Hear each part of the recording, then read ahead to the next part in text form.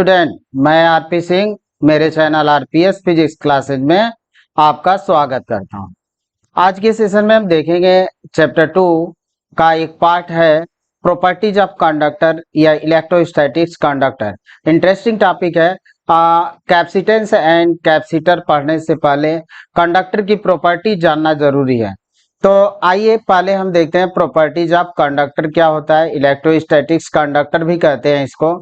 तो पहली प्रॉपर्टी है net electrostatics field is zero inside the conductor.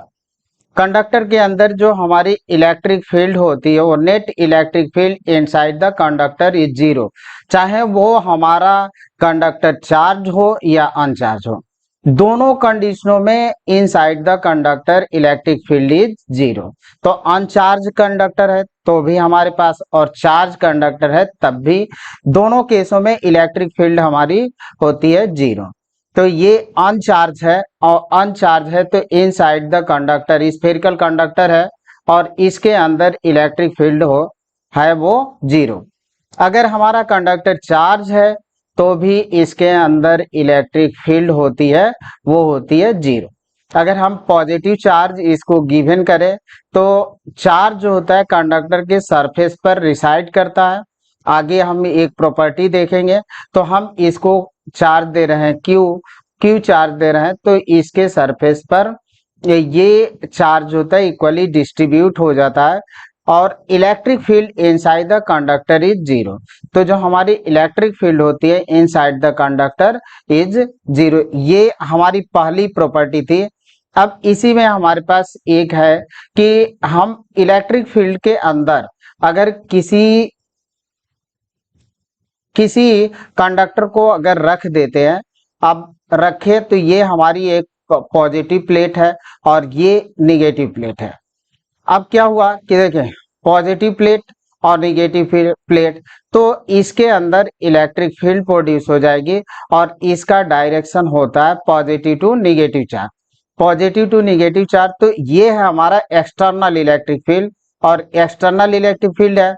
अब इसके अंदर क्या होता है कि जो फ्री इलेक्ट्रॉन्स होते हैं, फ्री इलेक्ट्रॉन, अब फ्री इलेक्ट्रॉन्स जो होते हैं कि जब हम किसी कंडक्टर को इलेक्ट्रिक फील्ड में इनसाइड द कंडक्टर को इलेक्ट्रिक फील्ड के अंदर हम रख देते हैं तो इस पर जो फ्री इलेक्ट्रॉन्स होते हैं उस पर वो फोर्स एक्सपीरियंस करते हैं और फोर्स के कारण इलेक्ट्रॉन जो होते हैं हमारे पॉजिटिव प्लेट की तरफ चले जाते हैं और जो हैवी पॉजिटिव फिक्स्ड आयन होते हैं वो निगेटिव प्लेट की तरफ चले जाते हैं।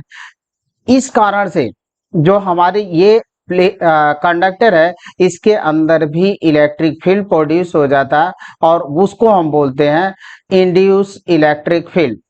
और ये जो हमारे चार्ज अपीयर हुए हैं प्लेट के दोनों एंड पर, इनको बोलते हैं इंड्यूस चार्ज। तो इंड्यूस चार्ज के कारण हमारी इलेक्ट्रिक फील्ड प्रोड्यूस होती है और वो होती है प्लस ये पॉजिटिव हमारा बन रहा है और ये हमारा निगेटिव।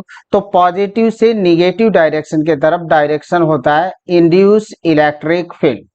अब ये इंड्यूस इलेक्ट्रिक फील्ड है और ये एक्सटर्नल इलेक्ट्रिक फील्ड है।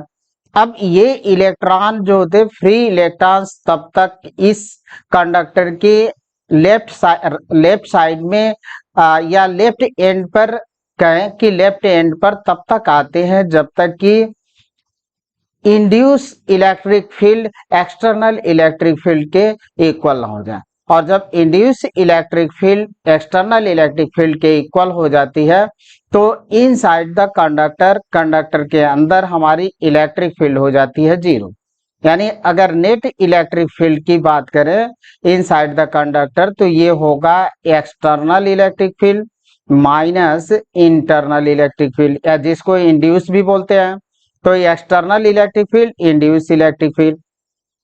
अब external electric field induce electric field के इक्वल हो जाती है और जब इक्वल हो जाती है तो फ्री इलेक्ट्रॉन्स का फ्लो रुक जाता है और external electric field is equal to internal electric field. Therefore inside the conductor electric field is zero. Electric field हो जाती है वो हमारी जीरो। तो अभी हम लोगों ने फर्स्ट प्रॉपर्टी में देखा कि net electric field inside the conductor is zero. Conductor के अंदर नेट इलेक्ट्रिक फील्ड जो होती है वो जीरो होती है, चाहे हमारा कंडक्टर चार्ज हो चाहे अनचार्ज हो। अनचार्ज भी होगा कंडक्टर तब भी इलेक्ट्रिक फील्ड जीरो होगी, और चार्ज होगा तब भी electric field inside the conductor is zero. अब आते हैं हम लोग दूसरी प्रॉपर्टी लेते हैं, just outside the surface of charge conductor electric field is normal to the surface. If the electric field is not normal to the surface, it will have a component tangential to the surface which cause the flow of charges producing surface current, but no such current can exist under static condition. ये कह रहा है कि electric field हमारी जो होती है, कोई अगर कंडक्टर है और कंडक्टर इस तरह का है तो इसके सरफेस पर इलेक्ट्रिक फील्ड नॉर्मल होती है। अगर ये नॉर्मल नहीं होगी तो कह रहा है कि इसका एक टेंजेंशियल कंपोनेंट होगा, और टेंजेंशियल कंपोनेंट के कारण जो चार्ज है हमारे फ्री इलेक्ट्रॉन्स है उनका फ्लो शुरू होगा, और फ्लो तब तक होगा जब तक कि टेंजेंशियल कंपोनेंट मूव ना हो जाए, रिलीज ना हो जाए, खत्म ना हो जाए। तो कहें कि टेंजेंशियल कंपोनेंट को समाप्त करने के लिए ये जो हमारे फ्री इलेक्ट्रॉन्स होंगे वो सरफेस पर क्या करेंगे, फ्लो करने लगेंगे, और एक सरफेस करंट प्रोड्यूस हो जाएगी, जो कि ऐसा कोई भी सरफेस करंट एग्जिस्ट नहीं करती है under statics condition. So that हम ये कह सकते हैं कि electric field just outside the surface of charge conductor is normal to the surface. Surface के नॉर्मल होती है इलेक्ट्रिक फील्ड। ये हमारे पास चार्ज स्फीयर है और इस पर जो हमारी इलेक्ट्रिक फील्ड होगी वो जस्ट नॉर्मल होगी इस चार्ज स्फीयर के। तो ये चार्ज स्फीयर लिए और ये चार्ज स्फीयर है, तो इलेक्ट्रिक फील्ड हमारी होगी वो नॉर्मल होगी, और inside the conductor electric field is zero. Conductor के अंदर इलेक्ट्रिक फील्ड जीरो होती है। तो ये हमारा था। अगर हमने देख लिया कि अगर ये इलेक्ट्रिक फील्ड जो है वो नॉर्मल नहीं होती तो इसका एक टेंजेंशियल कंपोनेंट, टेंजेंशियल का मतलब कि यहाँ पे स्फीयर है और स्फीयर पर एक ऐसे स्पर्श करता हुआ लाइन जिसको हम बोलते हैं टेंजेंस, तो यही कह रहे हैं कि टेंजेंशियल कंपोनेंट होगा, और इस टेंजेंशियल के कंपोनेंट के कारण जो फ्री इलेक्ट्रॉन्स है वो फ्लो करने लगेंगे, और फ्लो करने के कारण सरफेस करंट फ्लो होगी, जबकि स्टैटिक्स कंडीशन में कोई सरफेस करंट जो होती है एग्जिस्ट नहीं करती है। ये हमारा सेकंड प्रॉपर्टी था कंडक्टर का। आते हैं थर्ड प्रॉपर्टी लेते हैं, electric field at the surface of charge conductor proportional to the surface charge density.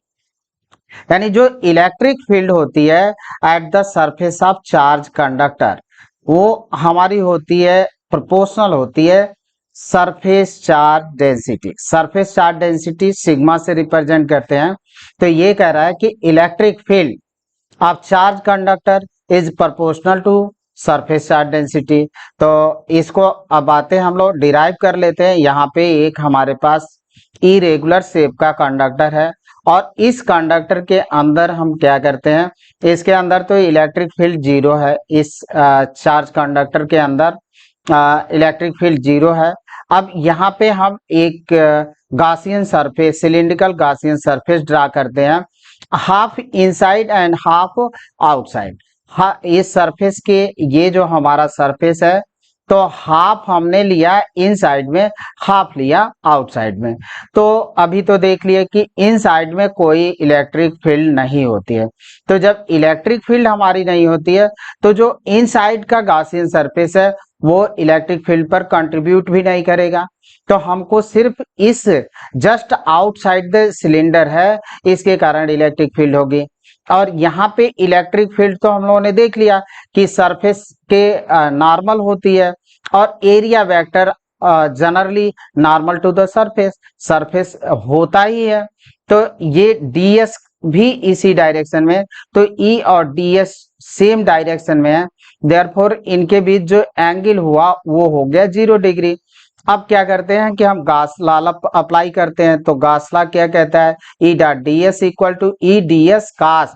अब यहाँ डॉट हट गया, वेक्टर हट गया, कास जीरो आता और कास जीरो की वैल्यू हो जाएगी हमारी 1 और ई हमारा कांस्टेंट है तो इसको हम बाहर करेंगे और डी एस का इंटीग्रेशन होगा ई एस।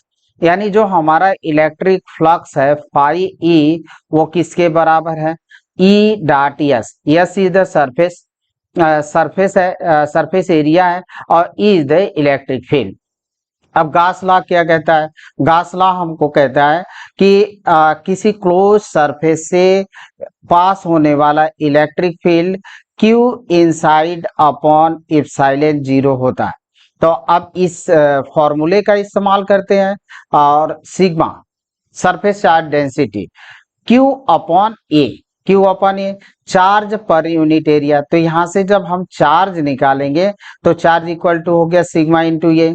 अब यहाँ से हम ले लिए सिग्मा इंटू अब ये, और यह एक्चुअल में यहाँ पे जो हम लोग सरफेस ले रहे हैं वो क्या है, यस है। तो ये यस है, एरिया की जगह पर हम लोग यस ले रखे हैं तो यहाँ पे यस कर दिए। तो सिग्मा इक्वल टू हमको मिल गया क्यू इक्वल टू मिला सिग्मा इंटू यस। अप्लाइंग गास लॉ, गास लॉ लगाएंगे तो Q inside upon epsilon zero. अब Q इनसाइड में तो सिग्मा इप्सिलॉन जीरो, तो और यहाँ से और यस ने यस को मार दिया तो E इक्वल टू मिला हमको सिग्मा अपॉन इप्सिलॉन जीरो। तो E equal to sigma upon epsilon zero. अगर वेक्टर फॉर्म में लिखते हैं तो E equal to sigma upon epsilon zero n cap, where n cap is the normal unit vector. इसको बोलते हैं नॉर्मल यूनिट वेक्टर। ये हमारा एन कैप है।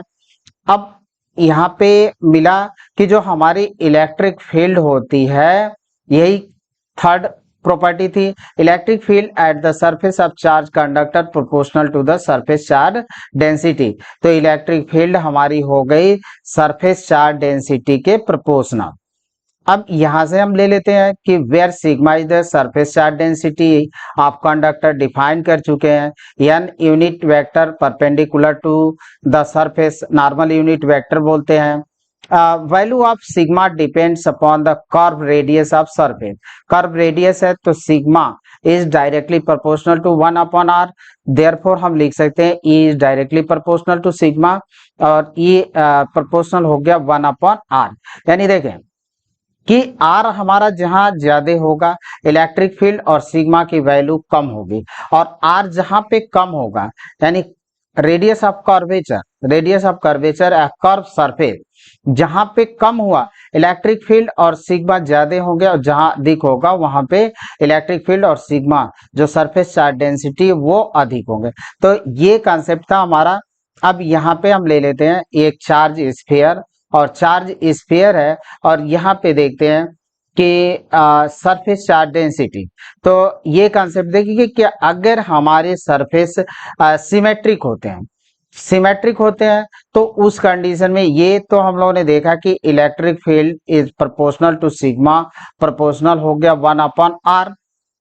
अब यहाँ पे अगर हमारे सरफेस सिमेट्रिक है तो इलेक्ट्रिक फील्ड तो हर जगह सेम होगा।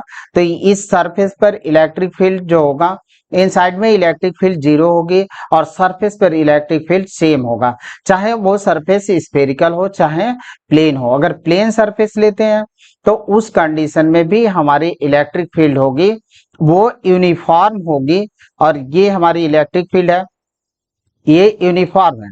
बट अगर कहीं पे सरफेस हमारा पॉइंटेड है तो वहां रेडियस ऑफ कर्वेचर कम होगा, और रेडियस ऑफ कर्वेचर कम हुआ तो इलेक्ट्रिक फील्ड और सिग्मा हमारे क्या होंगे, ज्यादा होंगे। तो अब यहाँ पे हम आते हैं, देखिए हमारे पास एक पॉइंटेड एंड है, और पॉइंटेड एंड है तो यहाँ पे सरफेस चार्ज डेंसिटी ज्यादा है।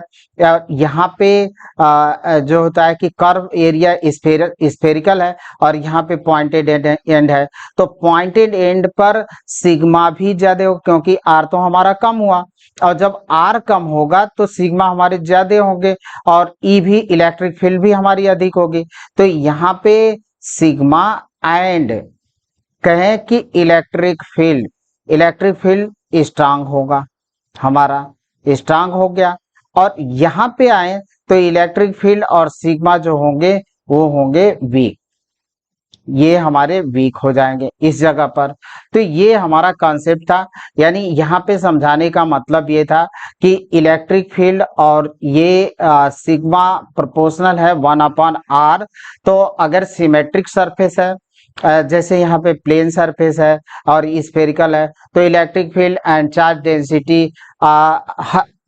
एवरीवेयर, एवरीवेयर मतलब ऑलवेज, हर जगह सेम होगा, अगर प्लेन सरफेस है चाहे स्फेरिकल है। बट अगर यही सरफेस हमारा इस तरह से हो जाए, एक जगह पर पॉइंटेड हो जाए, तो पॉइंटेड एंड पर रेडियस ऑफ कर्वेचर हमारा लो होता है, कम होता है, तो electric field and surface charge density is more.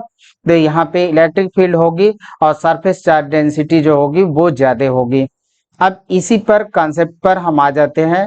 If surface of charge conductor is spherical, or then every point on the surface will be same, hence E will be same. If surface is not symmetric, the pointed end of the conductor is highly curved and its radius of curvature is very small, then the charge densities at the pointed end will be very high, therefore the electric field near the pointed end will vary high, which may be cause the ionization or electrical breakdown of the surrounding air।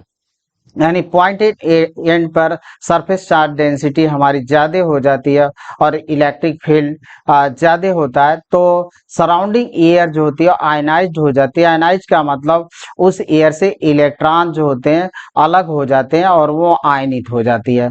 तो ये हमारा concept था, second third property थी। अब आते हैं, हम ले लेते हैं चौथी property, potential is constant with in and on the surface of conductor. यानी पोटेंशियल जो होता है कांस्टेंट होता है सरफेस पर और कंडक्टर के अंदर भी, कंडक्टर के सरफेस पर भी और कंडक्टर के अंदर भी पोटेंशियल जो होती है वो कांस्टेंट होती है। यानी कंडक्टर का सरफेस जो होता है इक्विपोटेंशियल सरफेस होता है। तो चूंकि हम लोगों को मालूम है कि इक्वल टू -dV/dr होता है, और इनसाइड में इलेक्ट्रिक फील्ड क्या होती है, जीरो होती है। तो इलेक्ट्रिक फील्ड जीरो हो गई तो -dV/dr इक्वल टू जीरो। तो ये -dV/dr इक्वल टू जीरो और dV/dr equal to zero. Therefore हम V इक्वल टू लिखेंगे कांस्टेंट, और कांस्टेंट हो गया। अब यहाँ पे आते हैं, देखते हैं इस जगह पर हमारे पास है the net charge the interior of the conductor is zero and any exchange of charge reside at its surface. तो पांचवी प्रॉपर्टी हमारी कहती है कि the net charge in the interior of a conductor is zero and any excess charge reside at its surface. अगर कोई access charge हम देते हैं तो वो सरफेस पर चला जाता है। अब इस बात को हम इस फिगर से भी देख सकते हैं। तो ये हमारे पास एक फिगर है और ये ओवल शेप का एक शेप लेते हैं, और इसके अंदर देखिए net charge in the interior of the conductor is zero and any excess charge reside at its surface. अगर कोई भी चार्ज हम इसको देंगे तो कहाँ पे चला जाएगा, सरफेस पर। तो अभी तो देखा है, अगर अब यहाँ पे हमने ले लिया, अब Q इनसाइड जीरो, ये तो हमको मालूम चल चुका है कि इसके अंदर Q क्या होता है इनसाइड। अगर स्फेरिकल है तो इसके अंदर चार्ज कोई होता नहीं है, तो Q इनसाइड जीरो है। इलेक्ट्रिक फील्ड वाली चीज, तो ये चीज हमको देखना है कि Q इनसाइड जीरो होता है, लेकिन होता क्या एक्चुअल में, यहाँ पे तो इलेक्ट्रिक फील्ड जीरो होती है। तो इलेक्ट्रिक फील्ड को अगर हम जीरो कर दें इनसाइड में, तो इलेक्ट्रिक फील्ड, तो अब गॉस लॉ अप्लाई लें यहाँ पे, तो फाई इक्वल टू E.ds। अब E क्या है, जीरो, तो इसका मतलब इलेक्ट्रिक फ्लक्स हमारी जीरो होगी, और इलेक्ट्रिक फ्लक्स किसके इक्वल टू होती है, Q इनसाइड अपॉन होती है इप्सिलॉन जीरो। अब फाई हमारा जीरो है तो जीरो हो गया, तो यहाँ पे हम लिख देंगे Q inside upon epsilon zero, यानी Q इनसाइड इक्वल टू हो गया epsilon, Q inside equal to zero. ये हमको मिल जाएगा रिजल्ट, यानी the net charge in the interior of the conductor is zero and any excess charge reside on the surface of conductor. कोई भी charge हम देंगे, ये हमारा गॉसियन सरफेस था, तो अब कोई भी चार्ज हम देंगे इसको, तो वो चार्ज कहाँ पे चला जाएगा, सरफेस पर चला जाएगा। तो ये हमारा कॉन्सेप्ट था। अब आते हैं नेक्स्ट कॉन्सेप्ट देखते हैं। Electric field is zero in the cavity of hello charge conductor. अगर कोई हालो चार्ज कंडक्टर है और उसके अंदर कोई गुफा है, कैविटी का मतलब गुफा, तो इलेक्ट्रिक फील्ड जो होती है हमारी वो होती है इनसाइड हालो कैविटी के अंदर, वो होती है जीरो। अब यहाँ पे एक हालो लेते हैं और कंडक्टर है हमारे पास और इसके अंदर एक गुफा है। अब इसके अंदर इस कंडक्टर के पास और इस कैविटी के समीप हम एक गासियन सरफेस ड्रा कर लेते हैं। तो ये हमारा गासियन सरफेस है। और अभी हम लोगों ने देखा कि गासियन सरफेस के अंदर कोई चार्ज होता नहीं है इसके अंदर इनसाइड में, तो इलेक्ट्रिक फील्ड भी जीरो होगी। और जब इलेक्ट्रिक फील्ड जीरो होगी तो पोटेंशियल हमारा कांस्टेंट होगा। कैसे कांस्टेंट होगा, जरा इस कॉन्सेप्ट को देख लें। Minus d v upon d r. अब इलेक्ट्रिक फील्ड जीरो तो means d v upon d r equal to zero. अब यहाँ पे देखें कि पहला कॉन्सेप्ट आता है हमारा डिफरेंशिएशन का, और डिफरेंशिएशन वाले पोर्शन में मैंने इस कॉन्सेप्ट को बताया था आपको, आप लोगों को, कि अगर कोई फंक्शन कांस्टेंट है तो उसका डिफरेंशिएशन होता है zero. Means constant dc upon dx equal to zero means c is constant, तो dv upon dr equal to zero means v equal to constant. ये हमारा कंसेप्ट हुआ। ये है प्रॉपर्टीज ऑफ कंडक्टर। और एक प्रॉपर्टी और होती है, और वो प्रॉपर्टी हमारी होती है कि कहीं भी कंडक्टर है हमारे पास तो जो पोटेंशियल होता है वो क्या होता है, कंडक्टर के सरफेस पर और इनसाइड में कांस्टेंट होता है। हर जगह ये प्रॉपर्टी थी, इंपॉर्टेंट प्रॉपर्टी होती है। यहाँ पे भी हमने गॉसियन सरफेस ड्रा किया और ये हमारे सेम वही कंडीशन है। तो अभी हम लोगों ने देखा कि इसके अंदर electric field is zero in the cavity of hello charge conductor. अगर हालो चार्ज कंडक्टर है तो उसके अंदर हालो चार्ज कंडक्टर के अंदर कोई गुफा है, कैविटी है, तो उसके अंदर इलेक्ट्रिक फील्ड होती है जीरो। ये हमारा था। अब आते हैं हम लोग इलेक्ट्रोस्टैटिक शील्डिंग क्या देखते हैं। शील्डिंग का मतलब कि फ्री फ्रॉम, ऐसे प्लेस को हमको ऐसे स्थान बनाने हैं जो फ्री फ्रॉम हो इलेक्ट्रिक फील्ड से, वहां पे इलेक्ट्रिक फील्ड न हो। तो the phenomena of making a region free from any electric field is called electrostatic shielding. It is the based on the fact that electric field vanishes inside the cavity of hollow conductor. छठवीं property, properties of conductor. तो छठवीं property थी कि अगर कोई conductor है और उसके अंदर कोई गुफा है तो गुफे के अंदर क्या होता है, इस गुफे के अंदर इलेक्ट्रिक फील्ड जो होती है वेनिश होती है, जीरो होती है। तो इस गुफा के अंदर इलेक्ट्रिक फील्ड की तक क्या हो गई, हमारी जीरो हो गई।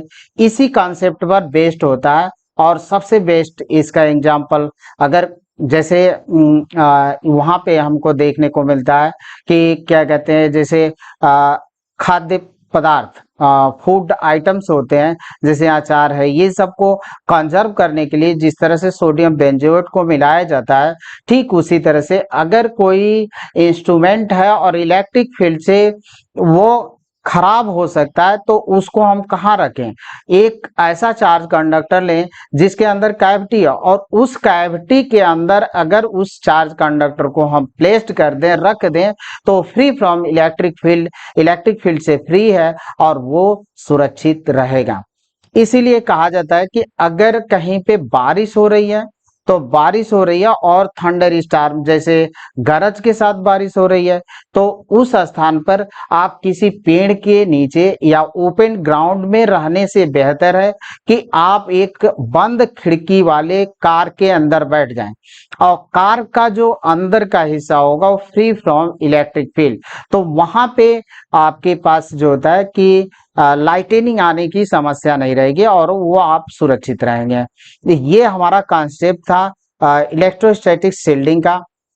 अब क्वेश्चन ले लेते हैं, और ये क्वेश्चन आधुनिक पैटर्न पर है, मॉडर्न पैटर्न पर है, एसर्टेन एंड रीजन, इसी तरह के क्वेश्चन बन रहे हैं आजकल जेई और नीट में। Net electric field inside conductor is zero, exactly होता है कि इनसाइड में इलेक्ट्रिक फील्ड हमारी जीरो होती है। Total positive charge equal to total negative charge in the charge conductor. ये भाई साहब तो बिल्कुल नहीं सही होते हैं, तो ये रॉन्ग है और ये हमारा करेक्ट आंसर है।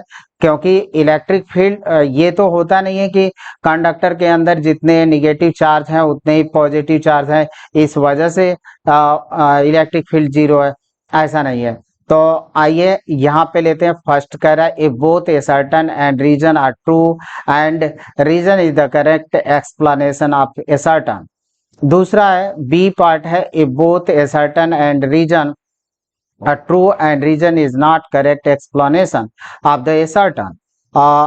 सी पार्ट है if assertion is true but reason is false, यही सही है आपका।